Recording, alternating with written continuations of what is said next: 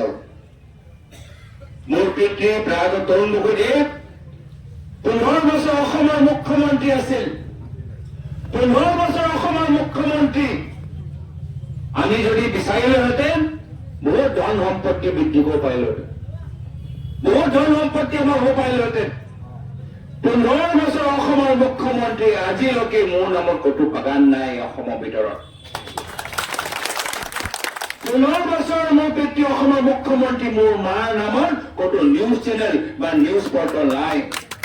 15 বছৰ অসমৰ মুখ্যমন্ত্ৰী, মোৰ পৰিবাৰৰ নামত ক'তো নিজৰ বাগান বা নিজৰ ৰিজৰ্ট নাই। এয়া আমাৰ আদৰ্শ নহয়। কিন্তু শ্ৰদ্ধেয় ৰাইজ,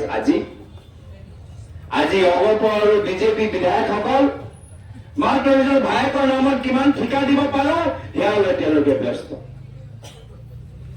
কা আইন জাপি দিলে, অগপই নাটক কৰি মন্ত্ৰী পদৰ পৰা ইস্তিফা দিলে, 2-3 মাহ পিছত দেখিলে কি নহয়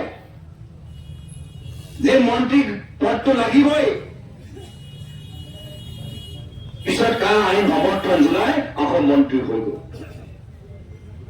আজি শ্ৰদ্ধেয় ৰাইজ, এই অগপৰ দল, বিজেপি দল মাত্ৰ নিজৰ ব্যক্তিগত স্বাৰ্থৰ কাৰণে আহিছে। নিজৰ দলৰ কোনো আৱেগ নাই, নিজৰ দলৰ আদৰ্শৰ কোনো আৱেগ নাই। আজি এটা সময়ত অগপৰ দল উজনি অসমতো শক্তিশালী আছিলে, কিন্তু আজি মাত্ৰ 2জন নেতা নিজৰ মন্ত্ৰী পদ ৰক্ষা কৰিবলৈ আজি লোকসভা সমষ্টিৰ এজনো প্ৰাৰ্থী আজি অগপৰ দলৰ পৰা নিদিলে। আজি উজনি অসমত বিজেপিৰ লগত মিত্ৰতা কৰাৰ পিছত অগপৰ দল নিজকে নাইকিয়া কৰি দিছে। না যোৰহাটৰ অগপ, কাজিৰঙাৰ অগপ নাই, যোৰহাটৰ অগপ নাই, শোণিতপুৰৰ অগপ নাইকিয়া, ডিব্ৰুগড়ৰ অগপ নাইকিয়া। এয়া হৈছে অগপৰ স্থিতি।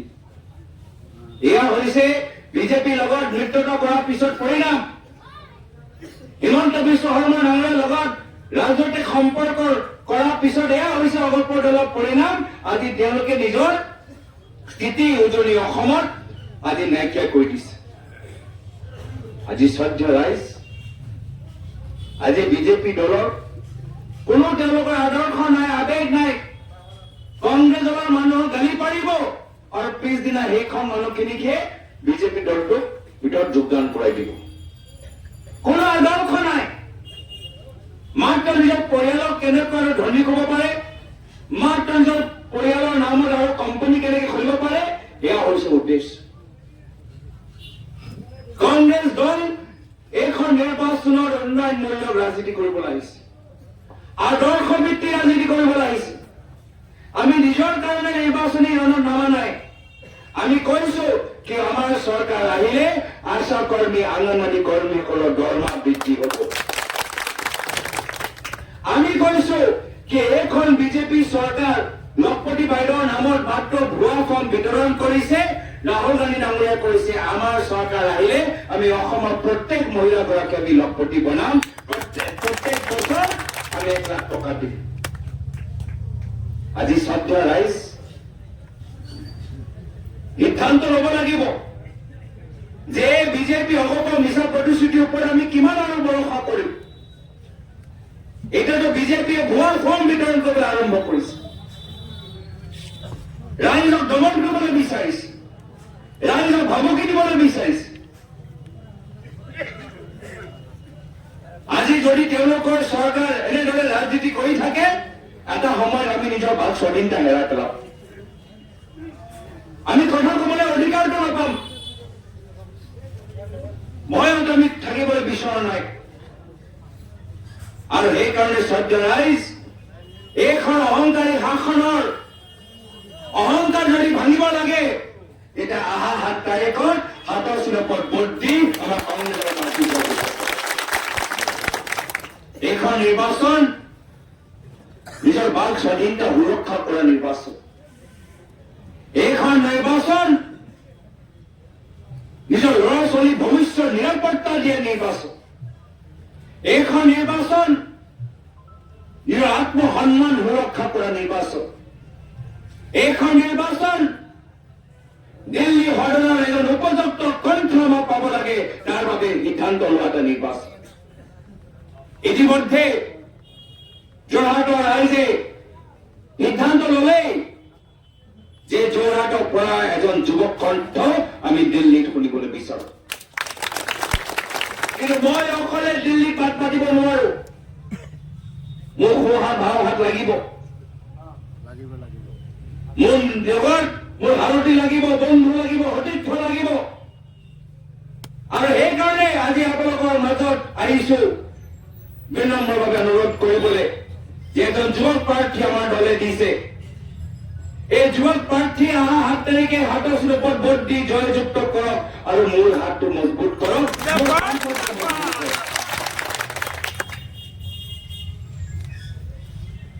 আৰু তাৰ পিছত দায়িত্ব মই লওঁ, এইজন প্ৰাৰ্থীগৰাকী দায়িত্ব মই লওঁ। আপোনালোকৰ মাজত আহে নে নাহে তাৰ দায়িত্ব মই লওঁ। আপোনালোকৰ হৈ দিল্লীত সদনত মাত মাতে নে নামাতে তাৰ দায়িত্ব মই ল'ম। আপোনালোকৰ হৈ উন্নয়নমূলক কামখিনি কৰে নে নকৰে তাৰ দায়িত্ব মোৰ লয়। কিন্তু এটা সুবিধা এটা দিয়ক, এটা সুযোগ এটা দিয়ক। আজি CPM দলৰ প্ৰাৰ্থী তেওঁ আমাৰ ওচৰত যোৱাবাৰ বিধানসভা সময়ত আহিলে, কলে যে তেওঁ বিধায়ক হবলৈ বিচাৰে। আমি তেখেতক সমৰ্থন জনালো। এজন জ্যেষ্ঠ মানুহ, অনুভৱী মানুহ, আমি নিজৰ শাসন, নিজৰ সমষ্টি বলিদান দি আমি তেখেতক আমি বিধানসভালৈ পঠালো, তেওঁক বিধায়কৰ মৰ্যাদা দিলো। বিধানসভা নিৰ্বাচন আমি বলিদান দিলো। আকৌ লোকসভা নিৰ্বাচনৰ সময়ত আমাৰ পৰা বলিদান বিচাৰিছে। কিনো কথা হ'ল? কিমানবাৰ বলিদান দি থাকিম? বিধানসভাত আমি ত্যাগ কৰিলোৱে, এতিয়া লোকসভাত তেখেতৰ আমাক আশীৰ্বাদ দিয়া সময় আহিল। কিয় তেওঁ আমাক আশীৰ্বাদ দিয়া নাই এই প্ৰশ্নৰ উত্তৰ দিব লাগিব। যদি সাংসদ হবলৈ বিচাৰে তেতিয়া বিধানসভাত বিধায়ক কিয় হলে? তেওঁ ৰাইজে বিধায়ক হিচাপে বিধানসভাত পঠাইছে, তেওঁ বিধানসভাত নিজৰ কৰ্তব্য পালন কৰক। আৰু এজন যুৱক ওলাই আহিছে জ্যেষ্ঠ হিচাপে, সেই যুৱক আমাৰ দীপবাই ডাঙৰীয়া আশীৰ্বাদ প্ৰদান কৰক। সেয়া হৈছে মোৰ বিধান অনুৰোধ। ছাত্ৰ ৰাইজ, দুয়োগৰাকী প্ৰাৰ্থী অনুভৱী। অগপ দলৰ প্ৰাৰ্থীয়ে আপোনালোকে বহু দিনৰ পৰা দেখা পাইছে, CPM দলৰ প্ৰাৰ্থী আপোনালোকে বহু দিনৰ পৰা দেখা পাইছে। মই মাত্ৰ অনুৰোধ জনাইছো যে এজন নতুন মুখখনক এবাৰ সুযোগ দিয়ক, এজন যুৱক এটা সুযোগ দিয়ক। এই দুজনক আপোনালোকে বহুত বছৰৰ পৰা দেখি আহিছে।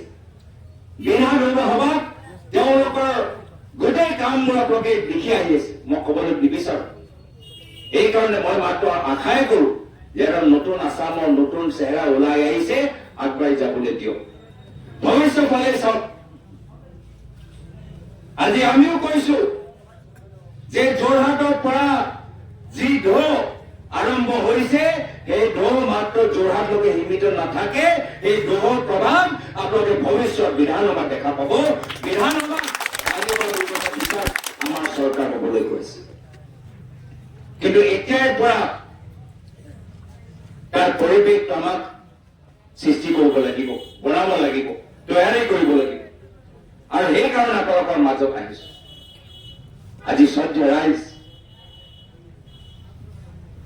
যিকোনো বিষয় বা দেখক বা যিকোনো বিষয়ৰ ওপৰত অধ্যয়ন কৰক, যিকোনো প্ৰশ্ন শুনক, এই প্ৰশ্নৰ উত্তৰটো পাব কংগ্ৰেছ। যদি আপোনালোকক লাগে শান্তি, তো শান্তি দিব পাৰিব কংগ্ৰেছ। যদি আপোনালোকক লাগে হিন্দু আৰু মুছলমানৰ মাজত সম্প্ৰীতি, সম্প্ৰীতি দিব পাৰিব কংগ্ৰেছ। যদি আপোনালোকে বিচাৰে যে আমাৰ গণতান্ত্ৰিক আদৰ্শ, লোকতান্ত্ৰিক আদৰ্শবোৰ আৰু মজবুত হওক, এই প্ৰশ্নৰ উত্তৰটো হ'ল কংগ্ৰেছ। যদি আপোনালোকে বিচাৰে যে বিজেপি চৰকাৰক পৰাজিত কৰক, এই প্ৰশ্নৰ উত্তৰটো পাব কংগ্ৰেছ। সেইকাৰণে শ্ৰদ্ধা ৰাইজ, সময় আহিল যে আপোনালোকে নিজৰ ঘৰ আৰু নিজৰ অঞ্চলৰ ভিতৰত যিমানবোৰ মানুহ আছে তেওঁৰ লগত আলোচনা কৰক। আজি আমি যিখিনি কথা পাতিলো এই কথাবোৰ তেওঁলোকক বুজাওক, পৰিৱেশ এটা সৃষ্টি কৰক। এই সময়টো ঘূৰি নাই।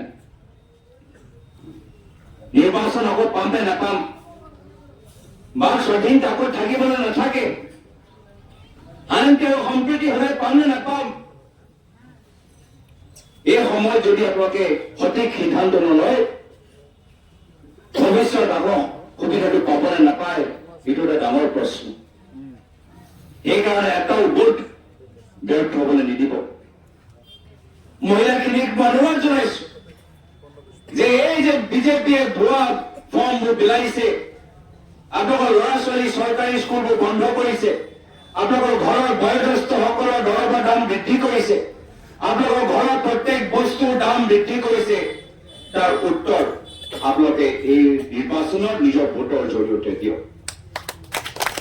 নহলে এই অহংকাৰী চৰকাৰৰ অত্যাচাৰ আৰু বৃদ্ধি পাব। সেইকাৰণে এইখন নিৰ্বাচন ইমান গুৰুত্বপূৰ্ণ। সেইকাৰণে আজি তাৰিখত আমি সকলোৱে সিদ্ধান্ত লৈছো কি নহয়, অসমৰ ভিতৰত আৰু হিমন্ত বিশ্ব শৰ্মা ডাঙৰীয়া ৰাজনীতি নহব, মৌলানা বদৰুদ্দিন আজমলৰ ৰাজনীতি আৰু নহব। আমি প্ৰায়ত তৰুণ গগৈদেৱৰ ৰাজনীতি আমি এই পৰিৱেশটো আকৌ ঘূৰাই লৈ আনিম। আমি শান্তিত থাকিবলৈ বিচাৰো। আমি ৰাজনীতিত নিকাহ মানুহ আমি বিচাৰো, সৎ মানুহ আমি বিচাৰো। আৰু সেইকাৰণে নিৰ্বাচনৰ ভিতৰত জয় পৰাজয় আপোনালোকৰ হাতত। আপোনালোকৰ এটা আঙুলি ভোট আপোনালোকে অহা 5 বছৰ নিৰ্ধাৰিত কৰিব। মই মাত্ৰ আশাই কৰো যে আপোনালোকে এটাও ভোট ব্যৰ্থ হবলৈ নিদিয়ে। শ্ৰদ্ধা ৰাইজ, আৰু 2খন সভালৈ যাবলৈ আছে। ইয়াত আহোঁতে অলপ মোৰ পলম হ'ল, মোক ক্ষমা কৰিব। আকৌ আপোনালোকৰ মাজত আহিম, আকৌ বহলাই আমি কথাবোৰ পাতিম।